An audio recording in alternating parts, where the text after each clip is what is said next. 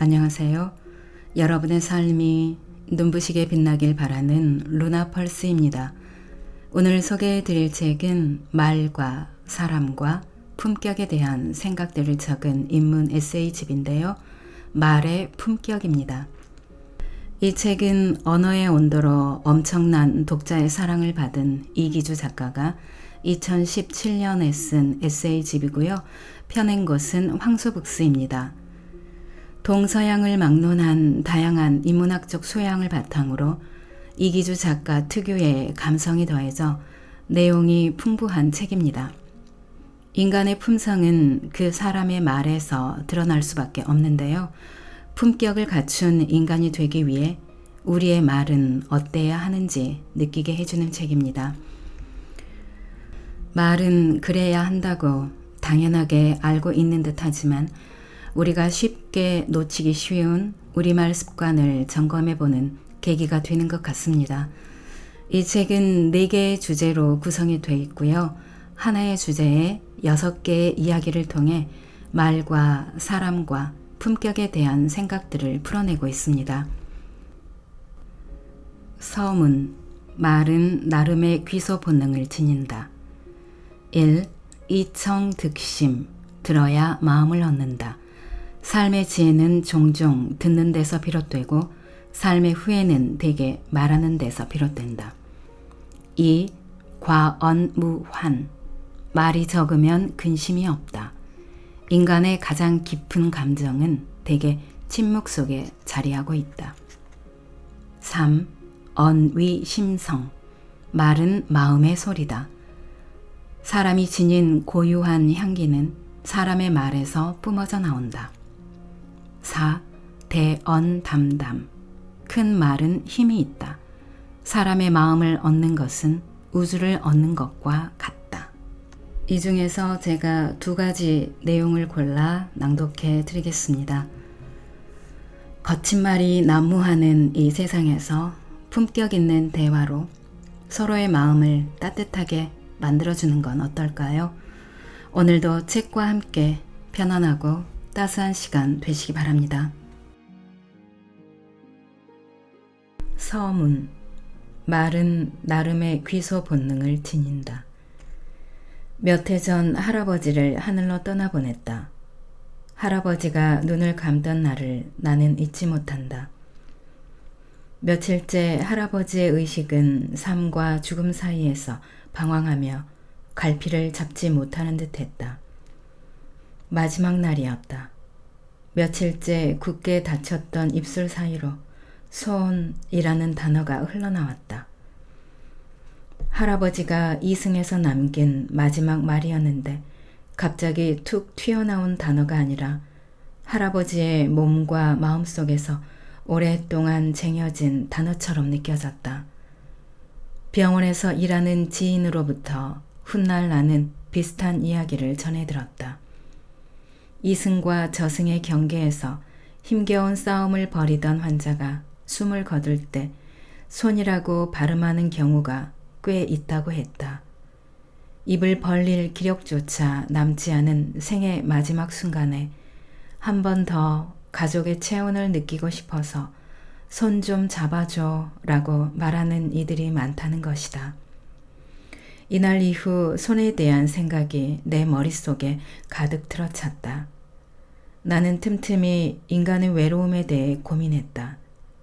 그리고 인간의 고질적인 외로움을 달래주거나 그 농도를 연하게 만드는 것은 결국 타인의 손길과 언어가 아닐까 생각했다. 사람은 홀로 떨어진 섬과 같은 존재다. 사람이라는 각기 다른 섬을 이어주는 것은 다름 아닌 말이라는 교각이다. 말 덕분에 우리는 외롭지 않다. 지금 우리는 말의 힘이 세상을 지배하는 시대에 살고 있다. 온당한 말 한마디가 천냥빚만 갚는 게 아니라 사람의 인생을, 나아가 조직과 공동체의 명운을 바꿔놓기도 한다. 말하기가 개인의 경쟁력을 평가하는 잣대가 된 지도 오래다. 말 잘하는 사람을 매력 있는 사람으로 간주하는 풍토는 갈수록 확산하고 있다. 그래서인지 날카로운 혀를 빼들어 칼처럼 휘두르는 사람은 넘쳐나고 자극적인 이야기를 폭포수처럼 쏟아내며 좌중을 들었다 놨다 하는 능병가는 홍수처럼 범람한다. 모든 힘은 밖으로 향하는 동시에 안으로도 작용하는 법이다. 언어의 힘도 예외가 아니다. 말과 문장이 지닌 예리함을 통제하지 못해 자신을 망가뜨리거나 하루아침에 나락으로 떨어지는 이들이 비일비재하다. 나는 인간의 말이 나름의 귀소 본능을 갖고 있다고 믿는다. 언어는 강물을 거슬러 오르는 연어처럼 태어난 곳으로 되돌아가려는 무의식적인 본능을 지니고 있다. 사람의 입에서 태어난 말은 입 밖으로 나오는 순간 그냥 흩어지지 않는다. 돌고 돌아 어느새 말을 내뱉는 사람의 귀와 몸으로 다시 스며든다. 그렇다면 말을 잘한다는 것은 무엇을 의미할까? 이 질문에 나는 여전히 명쾌한 답을 내놓을 수 없다. 이런 물음을 감당할 수 없다. 사람과 사람의 언어가 그리 단순할 리 없고 시시할 리 없다. 말은 쉽게 분석하거나 함부로 답을 구할 수 있는 대상이 아니다. 다만 나는 글을 쓰고 다양한 부류의 사람을 만나면서 사람마다 인품이 있듯 말에도 언품이 있음을 깨닫는다. 사물은 형체가 굽으면 그림자가 굽고 형체가 곧으면 그림자도 바르다. 말도 매한가지다. 말은 마음을 담아낸다. 말은 마음의 소리다. 수준이나 등급을 의미하는 한자 품의 구조가 흥미롭다. 입구가 3개 모여 이루어졌음을 알 수 있다. 말이 쌓이고 쌓여 한 사람의 품성이 된다. 내가 무심코 던진 말 한마디에 품격이 드러난다. 아무리 현란한 어휘와 화술로 말의 외피를 둘러봤자 소용없다. 나만의 채취, 내가 지닌 고유한 인향은 분명 내가 구사하는 말에서 뿜어져 나온다. 한 권의 책을 읽는다는 것은 작가의 생각과 마음을 읽는 행위일 뿐만 아니라 궁극적으로 나를 읽는 것이다. 말의 품격을 한 장 한 장 넘길 때마다 스스로 자신의 말과 세계관에 대해 끝없이 질문을 떠올렸으면 하는 바람이다. 이 책을 덮은 뒤 때로는 당신의 입이 아닌 귀를 내어주면서 상대의 마음을 얻었으면 한다. 또한 당신의 가슴 속에 꼭꼭 숨겨두었던 진심을 건져 올려 그것으로 상대의 아픔을 어루만질 수 있기를 기대한다. 그리하여 지금 당신 곁에 있는 소중한 사람에게 조금 더 가까이 다가갔으면 하는 바람이다. 꼭 그럴 수 있기를 진심으로 바란다. 당신의 말이 누군가에게 한 송이 꽃이 되기를. 이기주. 이청득심, 들어야 마음을 얻는다 중에서 경청입니다. 상대는 당신의 입이 아니라 귀를 원한다. 나는 병사들과 자주 어울려 술을 마셨다. 난중일기에 나오는 문장이다. 이를 쓴 사람이 누구인가? 한 생애를 온전히 전쟁에 바쳐 자신을 불사른 이순신 장군이다. 자연스레 궁금증이 피어오른다. 구국의 영웅이 일반 병사들과 대작한 이유가 무엇일까? 이 질문에 대한 답을 얻기 위해서는 조선시대 상류층에서 유행하던 문화적 경향을 들여다봐야 한다. 당시 지식인의 일상은 서재에서 시작해 서재에서 마무리됐다고 해도 과언이 아니었다. 홍대용, 박지원, 정약용 등은 서재 이름에 삶의 철학과 가치관을 담았으며 그중 몇몇은 서재명을 자신의 호로 삼기도 했다. 당대 지식인들에게 서재는 또 하나의 세계였다. 충무공도 서재가 있었다. 이순신 장군은 한산도에 머무는 동안 운주당이라는 개인 집무실 겸 독서 공간을 이용했다. 본래 운주는 상가지, 기륭화복을 점치는 나무로 된 도구입니다. 상가지를 움직인다는 뜻인데 당시 군인들 사이에서는 전장에 나가기 전에 전략을 마련한다는 의미도 있었다. 그곳에서 이순신 장군은 어떤 일을 도모했을까? 난중일기에 자주 등장하는 한자어를 보면 그 실마리를 찾을 수 있다. 난중일기에는 유독 화, 의, 론 등의 한자가 자주 등장한다.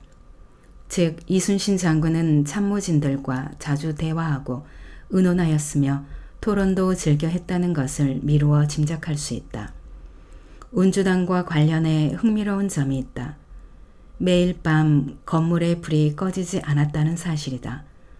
요즘으로 치면 24시간 운영하는 복합 문화 공간인 셈인데 출입이 자유로웠으며 중간급 간부는 물론이고 계급이 낮은 졸병들도 자주 드나들었다. 의문은 계속된다. 이순신 장군은 왜 운주당의 출입 문턱을 낮추었을까? 1591년 이순신은 전라 좌수사로 임명돼 여수에 도착하자마자 전쟁 대비에 착수했다. 일본의 침략 야욕을 본능적으로 간파한 것이다. 그런데 문제가 있었다. 눈에 보이는 적군은 칼을 휘둘러 상대할 수 있었으나 해안의 물길과 지형처럼 눈에 보이면서도 동시에 보이지 않는 정보는 완벽하게 숙지하지 못했던 것이다. 이후 이순신 장군은 해당 지역에서 태어난 병사는 물론 종종 민간인까지 운주당으로 불러들였다. 술과 음식을 대접했다. 그리고 그들이 건네는 이야기에 귀를 기울였다. 현장에서는 어쩌면 다음과 같은 대화가 오갔을지도 모른다. 상상력을 발휘해 봤으면 한다. 촛대 바위 근처 해상은 물길이 세고 암초도 많습니다. 병사. 그런가? 잘못 들어서면 큰일 나겠군. 이순신 장군. 그렇습니다. 뱃사람 여럿 집어삼켰습니다. 운주당을 그득하게 메운 병사와 주민의 이야기들이 이순신 장군의 귀로 스며들어왔다. 이순신 장군은 그 말들을 하나하나 기억했다가 다음날 일찍 배를 타고 바다로 향했다. 이순신 장군은 아련한 바다 위로 가라앉는 무색의 햇살을 바라보며 물결의 무늬를 헤아렸고 파도의 울음소리를 들으며 바다의 깊이와 암초의 위치를 해도에 기록했다. 손문은 손자병법 허실편에서 전쟁을 승리로 이끄는 두 가지 요인 또는 형세를 언급했다. 승지형과 재승지형이다. 승지형은 겉으로 드러나는 형세다. 무기 체계와 부대의 규모 같은 것을 일컫는다. 재승지형은 눈에 보이지 않는 기운이다. 지휘관의 전술과 부대의 사기, 군사 정보, 준비 태세 등이 여기에 속하는데 경우에 따라 승지형보다 전쟁의 승패에 더 큰 영향을 미친다. 이순신 장군은 재승지형에 능한 인물이었다고 볼 수 있다. 운주당에서 부하들에게 일방적으로 명령을 하달하기보다 자신의 입이 아닌 귀를 내어주면서 다양한 정보를 수용했으며 머리를 맞대고 토론하면서 차분히 전쟁에 대비했으니 말이다. 경청을 통해 가다듬은 재승지형의 위력은 전장에서 극명하게 드러났다. 이순신 장군은 해안의 물길과 지형을 완벽히 꿰뚫고 있었다. 덕분에 하객진 같은 전략을 창조적으로 펼쳐 적을 분쇄할 수 있었다. 수많은 전투에서 수적 열세를 극복하고 외선을 물리쳐 세계 해전사에 길이 남은 것도 어찌 보면 경청의 결과물이 아닐까 싶다. 운주당은 미국 대통령의 집무실인 오벌 오피스를 연상케 한다. 미국의 경우 대통령과 참모들은 수시로 오벌 오피스에 모여 국가적 사안을 논의한다. 회의 분위기는 자유롭고 수평적이다.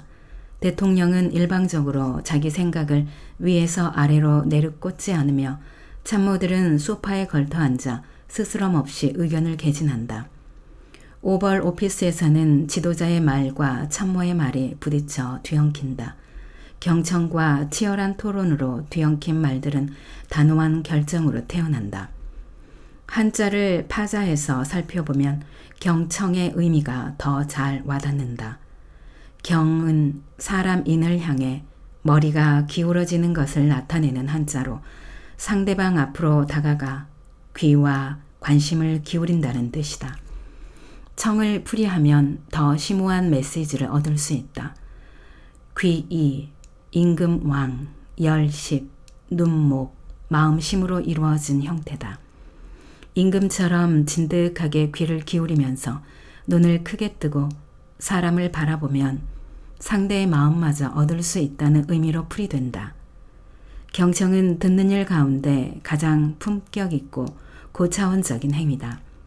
우리가 타인의 음성을 듣는 행위는 큰 틀에서 보면 수동적 듣기와 능동적 듣기로 나뉜다. 경청은 대화 도중 상대방의 말을 가만히 청취하는 수동적 듣기가 아니라 상대의 말에 귀 기울인 다음 적절하게 반응하는 적극적 듣기에 해당한다.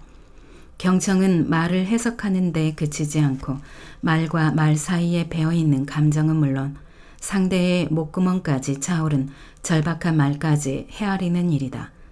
맥락적 듣기라고 해도 무방할 것이다. 이쯤에서 이순신 장군 이야기로 다시 돌아가자. 소통 면에서 이순신 장군의 품격과 정반대 행보를 보인 인물이 있다. 이순신의 뒤를 이어서 삼도 수군 통제사가 된 원균이다. 원균은 부임하자마자 운주당 주변에 대나무 울타리를 둘러 참모들이 함부로 접근하지 못하게 했다. 개방적 공간을 단숨에 폐쇄적 공간으로 만들어버렸다. 경청하지 않는, 달리 말하면 불통하는 장수의 말로는 처참했다.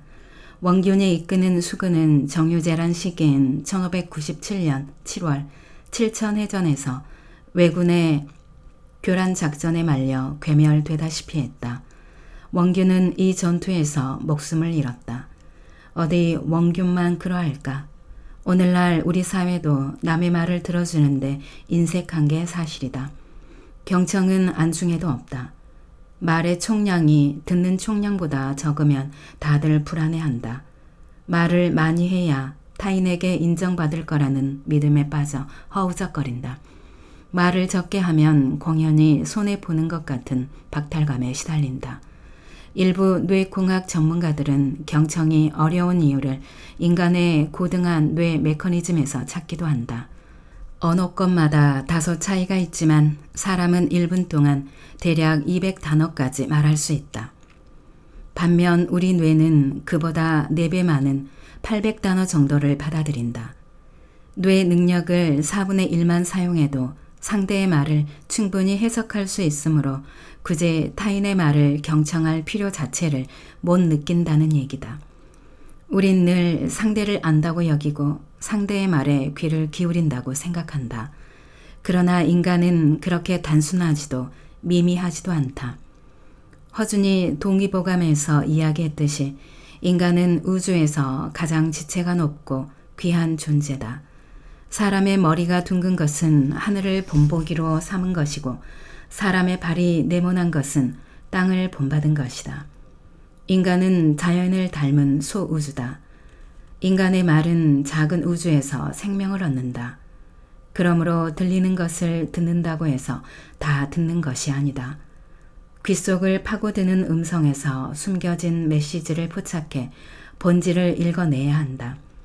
상대방이 가슴에서 퍼 올린 말을 귀가 아닌 가슴으로 느끼려면 반드시 그래야 한다. 이 책의 낱장을 넘기면서 곰곰 생각해 봤으면 한다. 누군가의 이야기를 진심으로 들어본 적 있는지, 누군가의 작은 목소리를 귀가 아닌 가슴에서 크게 증폭시켜 헤아려 본 적이 있는지, 누군가와 마음을 터놓고 대화를 나눌 만한 자신만의 운주당이 있는지. 삶은 유한하고 죽음은 영원하다는 망고불변의 진리 앞에서 인간은 늘 무력하다. 다만 살아갈 시간이 남아있다는 사실 덕분에 우리는 지독한 허탈감과 무력감 속에서도 각자의 삶을 이어나가는지 모른다. 여전히 많은 것이 가능하다. 소중한 사람의 마음에 가 닿으려는 진심이 조금이라도 남아있다면 가슴 한구석에 작은 운주당을 세워봤으면 한다. 지금 당신 앞에 있는 사람은 당신의 입이 아니라 어쩌면 당신의 귀를 원하는지도 모른다. 과언무환, 말이 적으면 근심이 없다. 인간의 가장 깊은 감정은 대개 침묵 속에 자리하고 있다 중에서 둔감, 천천히 반응해야 속도를 따라잡는다입니다. 정신분석학의 창시자로 불리는 지그문트 프로이트가 치료한 어느 환자의 이야기다. 오스트리아에 한 소녀가 살았다. 미신을 신봉한 그녀의 할머니는 넌 아들로 태어났어야 해. 넌 잘못 태어난 존재야. 20살이 되기 전에 목숨을 잃을지도 몰라 라고 입버릇처럼 말했다. 소녀는 터무니없는 이야기라 생각했으나 할머니의 말은 소녀의 무의식 속에 눌러앉아 깊이 뿌리내렸다.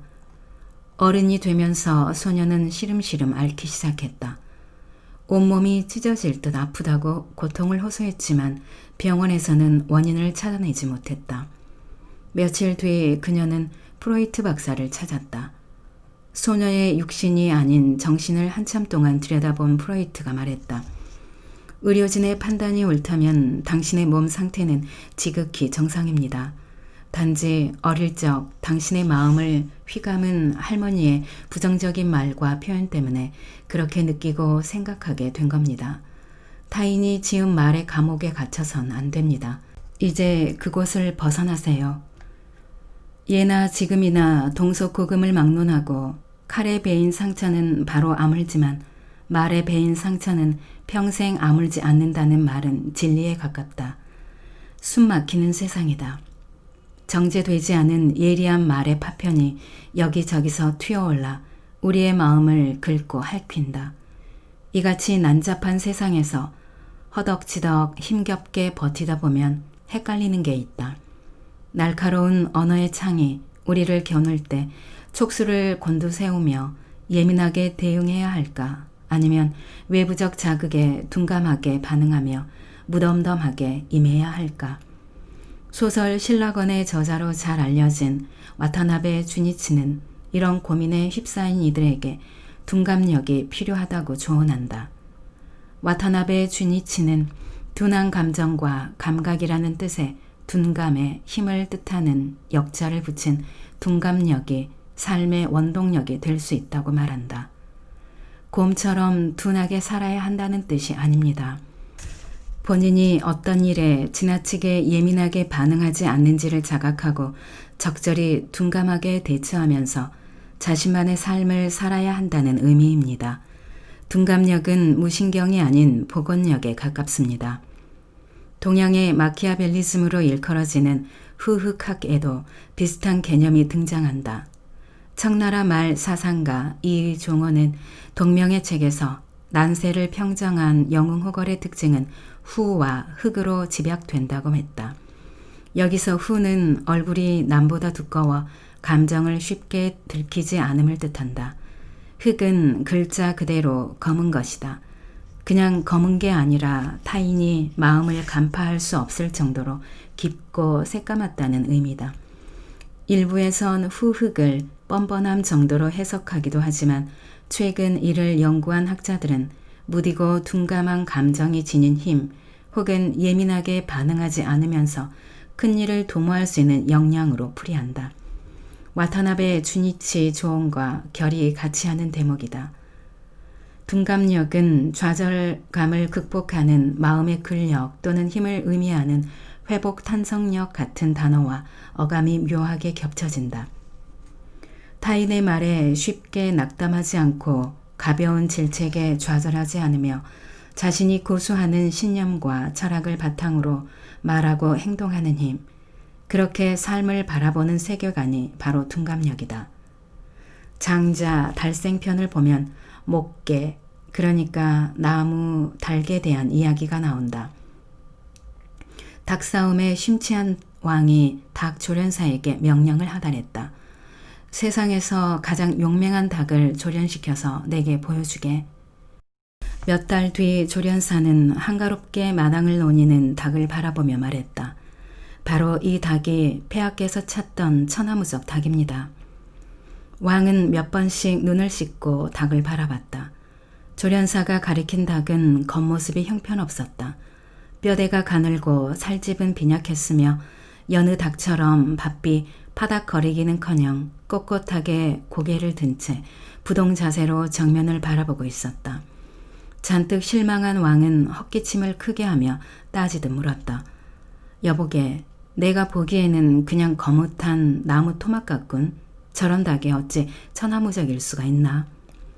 겉으로 보기에는 하잘것없지만 나름의 장점이 있는 닭입니다. 저 닭은 아무리 덩치가 큰 닭이 덤벼도 허점을 보이거나 미동을 하지 않습니다. 쉽게 일희일비하지 않는 것입니다. 그러면 공격하던 닭은 제풀에 지쳐 슬그머니 꼬리를 내립니다. 싸움 자체를 하지 않고도 상대를 제압해버리는 셈이지요. 어떠한 적이 덤벼도 함부로 버둥거리거나 흔들리지 않는 적절히 둔감하고 의연한 닭 이야기, 목계의 교훈이다.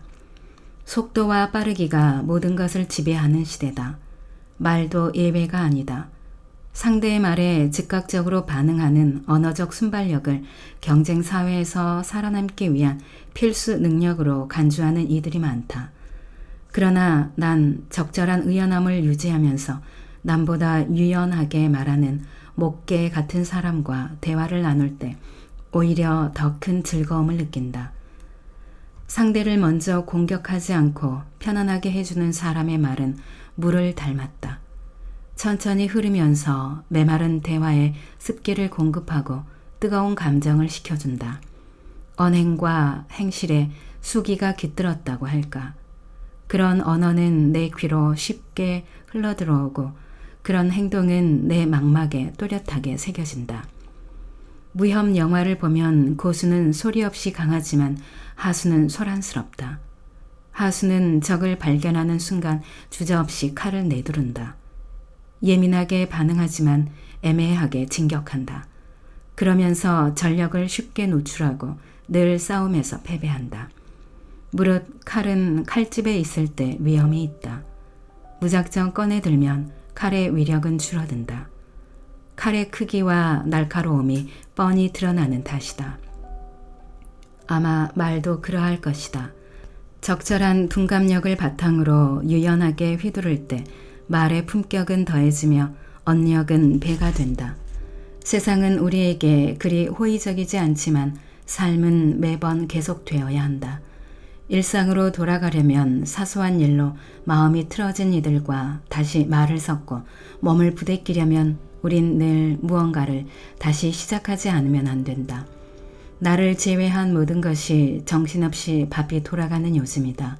하지만 그 속도를 따라잡기 위해서 계속 달릴 수만은 없다.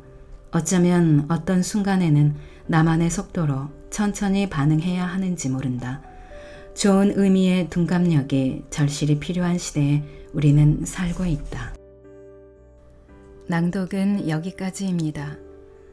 여러분의 구독과 좋아요, 댓글은 저에게 큰 힘이 되는 거 아시죠?